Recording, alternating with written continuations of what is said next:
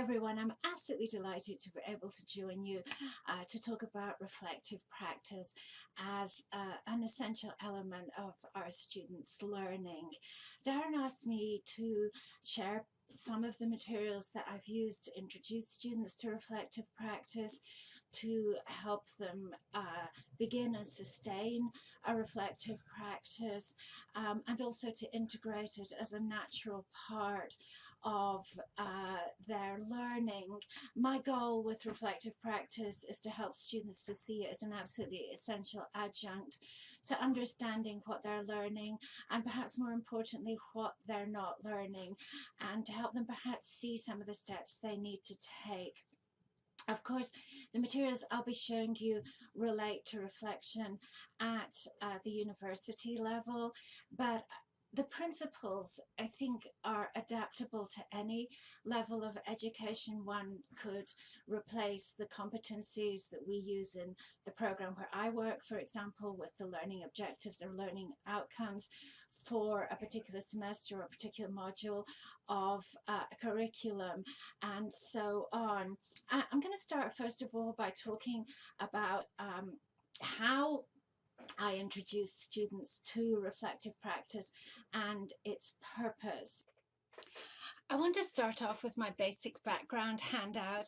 I only issue this one to upper level university students, but I find that it's a very useful handout for me to keep beside me whenever I'm talking about reflection. You'll see that it's framed in teacher talk, and one really has to translate it to the developmental level each student requires. However, I do think it captures those 4 levels of thinking about learning that we need to encourage our students to explore in their reflective practice. First of all is that moment of just returning to whatever the learning of a lesson or a week has been. Just go back and think about it. Second, encouraging students to, explore their feelings about their learning. What was really good about their learning? What didn't work? What made them feel bad, and so on.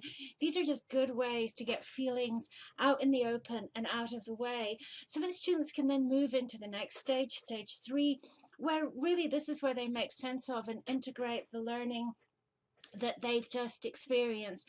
How do they connect it with other learning that they have?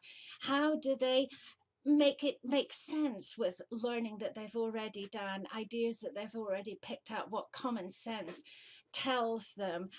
How do they know which opinion, what conclusion to reach? And finally, the appropriation stage of saying, okay, I think I've got it now. How does all this make sense? And once students have gone through this stage, then they can actually move to the point of thinking, okay, what kind of conclusions can I draw from this reflection on my learning, and how can I use it in the future? I tend to frame this for students in a handout like this one. And here I've simplified the reflective practice, the reflective process for them, and divided it into what, which is the learning. So what?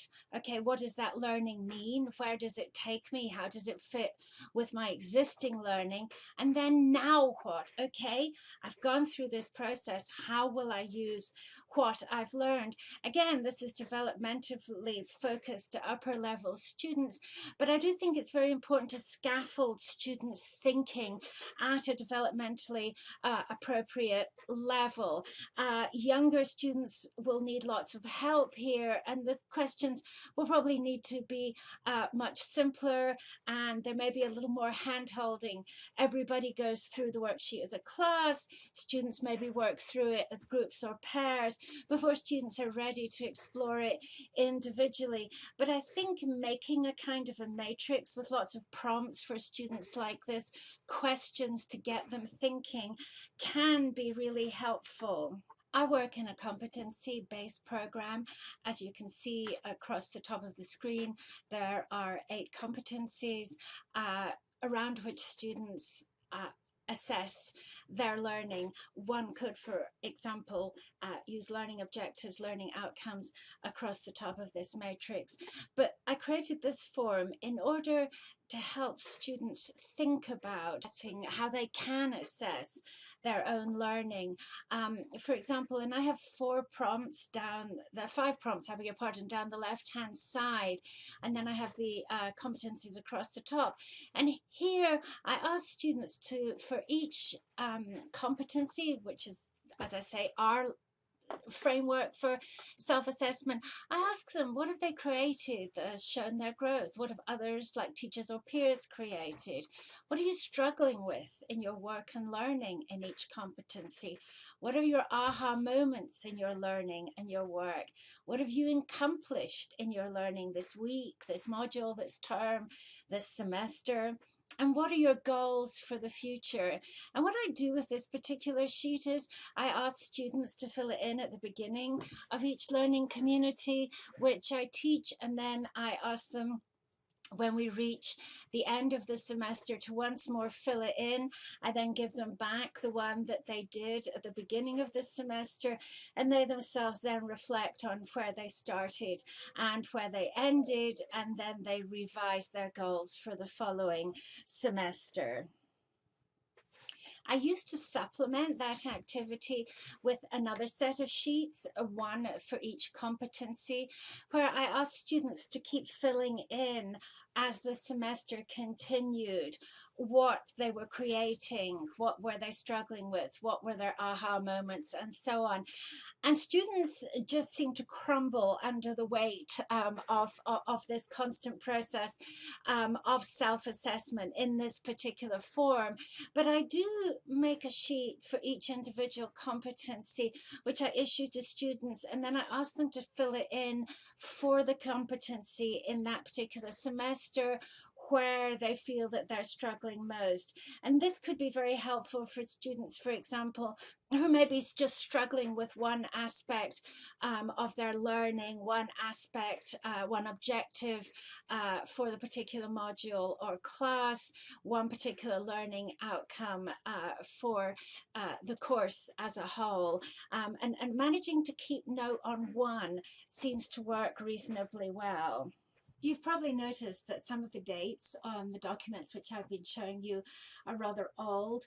And the reason for that is that I have started to move a lot of my supporting material for students' reflection work online so that they might be able to access it via whatever devices they use. I found that this has become a way for us to integrate more reflection into every session when we meet. It also gives the advantage to me as a scholar and as a teacher that the data, the reflections that students send me is stored in a Google spreadsheet. This gives me a lot of flexibility, not simply to read it week by week, but also to put the reflections, to sort them by student, or to actually search them for particular themes. The first online reflective form that I use is an adapted critical incident questionnaire. I've never found these very successful when I've done it on pieces of paper or on postcards. However, the digital form has really made this an integral part of my pedagogy and my students' learning in their learning communities. Here's an example of the form itself, and you'll see that I ask students what are the big idea or ideas they're taking away from seminar, what are the ideas or concepts that are still unclear for them, what would you like to learn more about from our work together this week, and what could I do to help you learn more successfully and deeply so that I can keep on doing it. I found that the kind of data that students have integrated into their reflections has been extraordinarily helpful. It appears, as you can see on the screen, in a spreadsheet. I have everything is stamped by date and time, and I have exactly what students have read. No more semi-illegible postcards for me.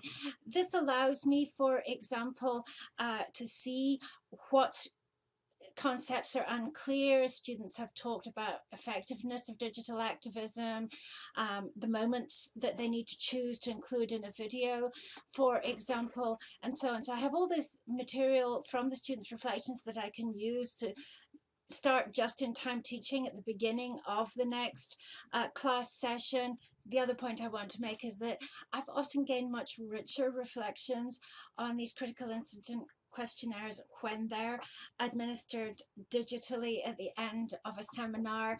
I get really specific details. Students give me examples of what they are learning and how they are learning, and so they really are starting to probe.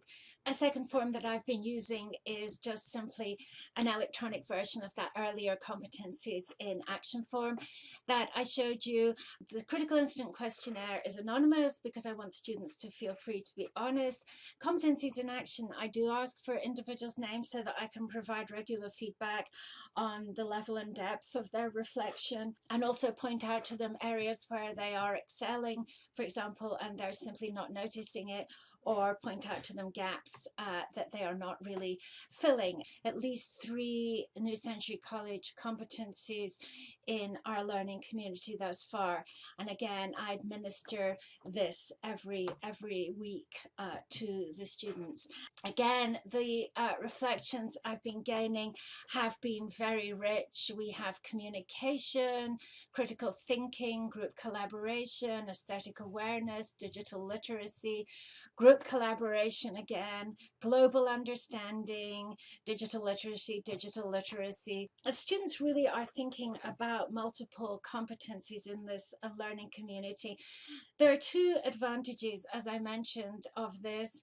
I can read the reflections after every learning session, but at the end of the semester, I can also sort all the reflections and put each student's reflections together so that before the end of the semester in our culminating reflection, I can give a complete record of their semester's learning reflections back to each individual student.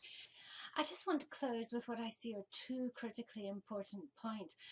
First, I believe that if I, as a teacher, value reflection as a route to help students understand, control, and enhance their learning, I have to devote class time to helping students understand what reflection is and actually practice reflection. And I do this even with graduate students. I allow class time for reflection.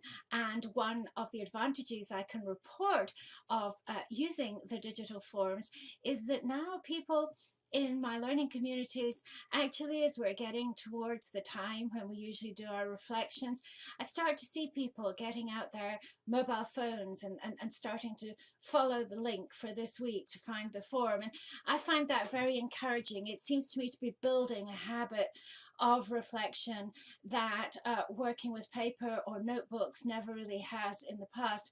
The second point that I really would like to make, and I do hope it makes sense to you, is that as I read regularly my students' reflections, once a week, twice a week, 3 times a week, depending on the frequency of the class each week, I learn so much. I learn about the students.